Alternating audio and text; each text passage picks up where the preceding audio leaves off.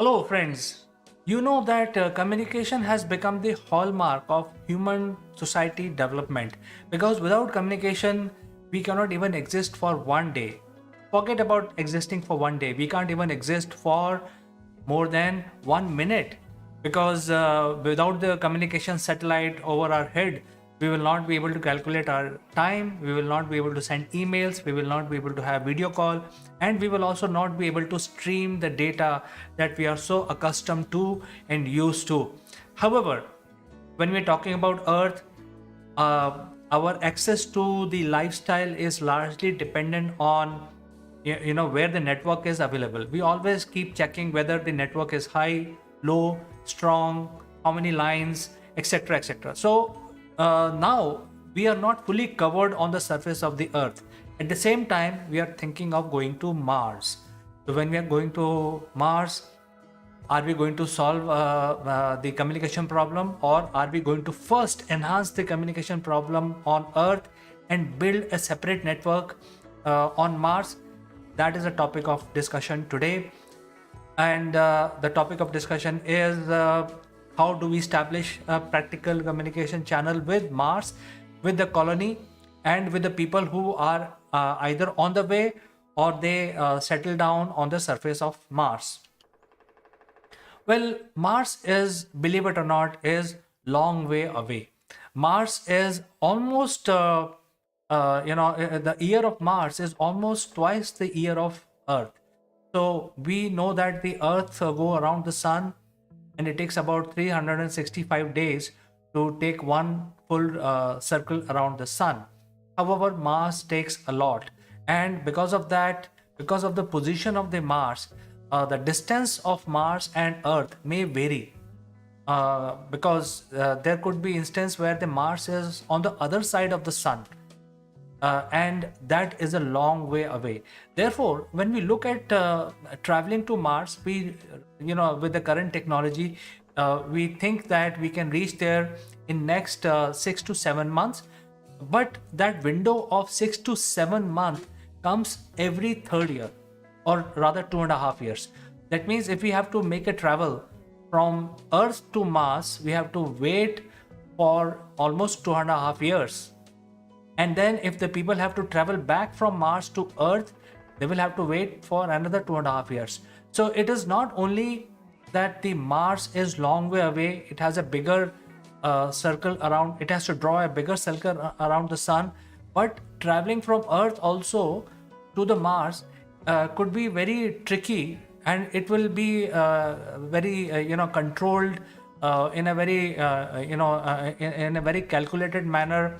And because of this cycle of 3 years, we need to plan our resources and travel plan itinerary, when the food is required, when it is not required, in case of emergencies. A whole lot of requirements are there for traveling from Earth to Mars, and we will not achieve any of these things if we do not have proper communication, because right now the communication is largely dependent on the satellites. So if we want to build a proper communication network on the Mars, on the planet Mars itself, it's a good good exercise. We need to basically cover the Martian planet with satellite network like we have on Earth, or probably enhance the Earth's based satellite network and then replicate it on the Mars. So that will solve the local communication problem. What about the communication problem between Mars and Earth? Especially, Mars draws a much bigger year around the Sun, and therefore both the planets may be long distance away. How long? Because Martian year is pretty long. How long that would be? Believe it or not, our signals, even our signals are traveling almost at the speed of light. There is a lag of, on the average, of about 12.7 minutes. So if you say hello to somebody on the other side, he will receive your hello on an average after 12.7 minutes, and then he will say, hey, hello, reply back. Then you will actually have to wait to hear him back for at least 12.7 minutes. So even though Mars is quite close, but it is not that close. It is quite far. Even at the speed of light, our signal takes about 12.7 minutes to reach. So in such a condition, how do we establish a proper communication between Earth and Mars? It's a big topic. It's a big problem. So even before we start sending people to Mars, we need to establish not only their habitat, we first have to start by building the communication network, because I think that is a first thing that you will tackle. And then second thing would be to look at how you can actually build a habitat, how can you use the Martian regolith and convert that into useful product. You can convert that into oxygen. That all comes secondary.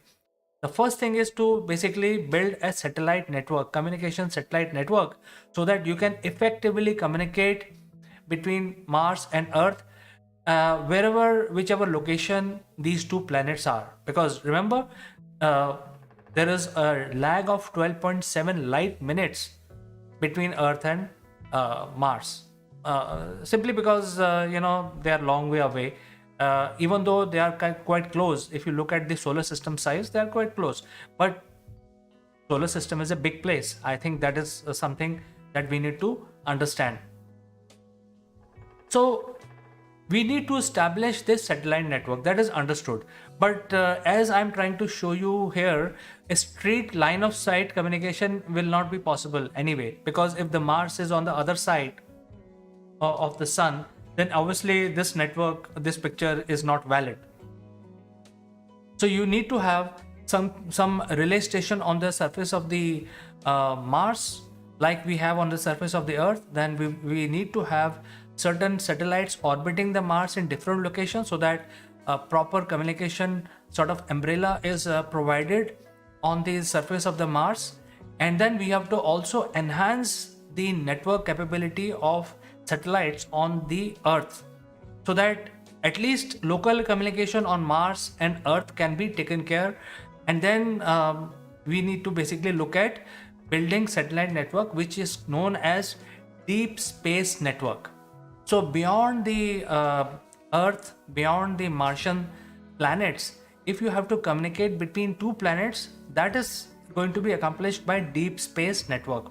Now, deep space network is not such very easy to establish, because where are you going to put satellite? It's a big challenge for mathematicians, scientists, because physicists, all three branch of people to come together and specifically decide where they need to put the satellites, especially for communicating with Martian colonies. And the deep space network needs to be built, and it depends really, how do you decide the strategy that you want to use.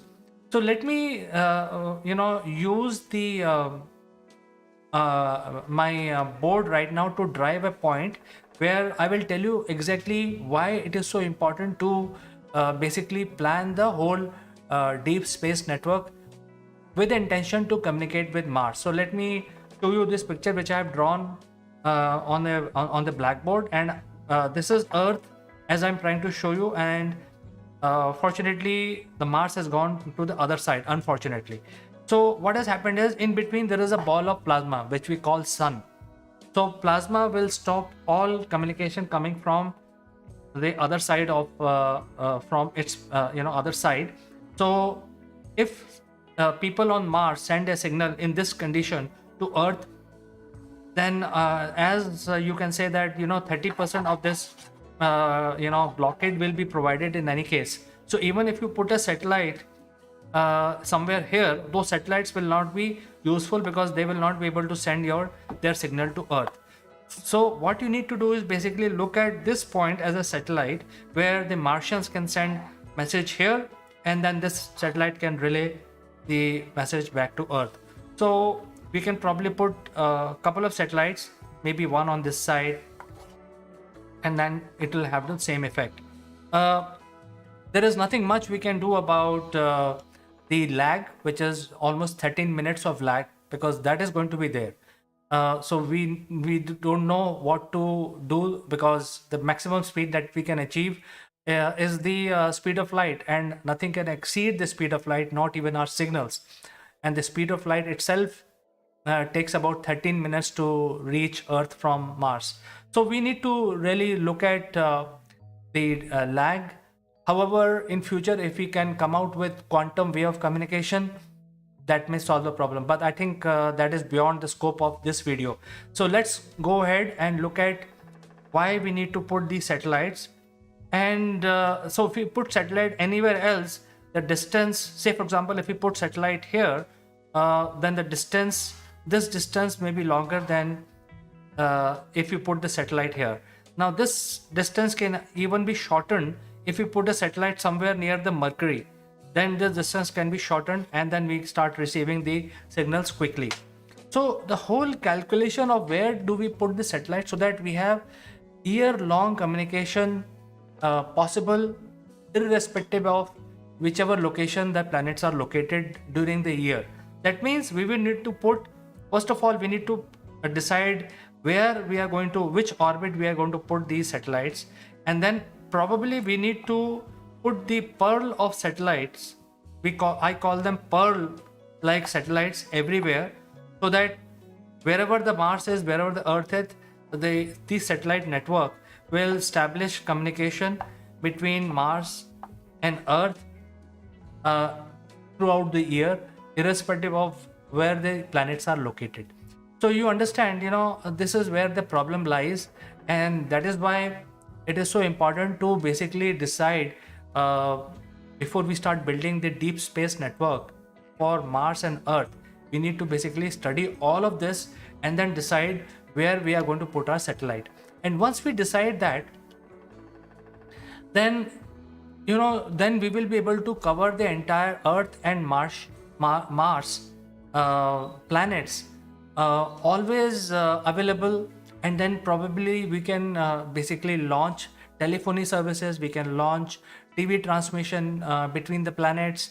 Martians can produce something which we can see on Earth, and all we have to do is basically tune into that channel and start seeing the Martian channels. Likewise, the people living on Mars can see Earth's channels, and so on and so forth. So if we have this kind of a deep space network available, then we can probably start creating this environment and start looking at the coverage, as we call it, coverage today.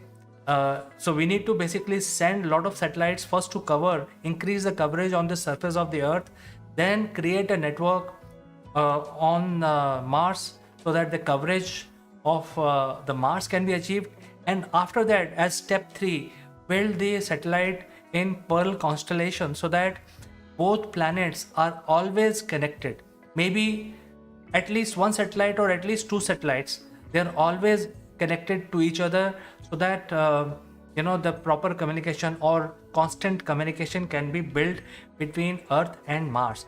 Now you can imagine that these satellites are not going to be small satellites. These satellites are going to be high and very powerful satellite, because they need to transmit high gain beams of data between the planets. So these satellites are going to be large. These satellites are going to be bigger and powerful. They would need to be powered by either atomic reactors or very big solar arrays.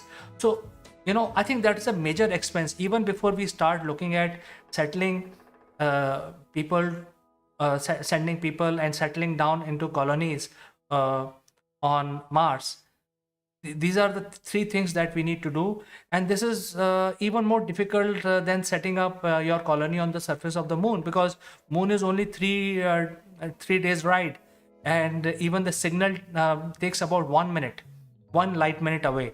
So even if there is a lag of 1 minute, it is manageable, and it's much easier to basically send our communication waves on the moon, because moon is still part of the Earth system and Mars is a separate system.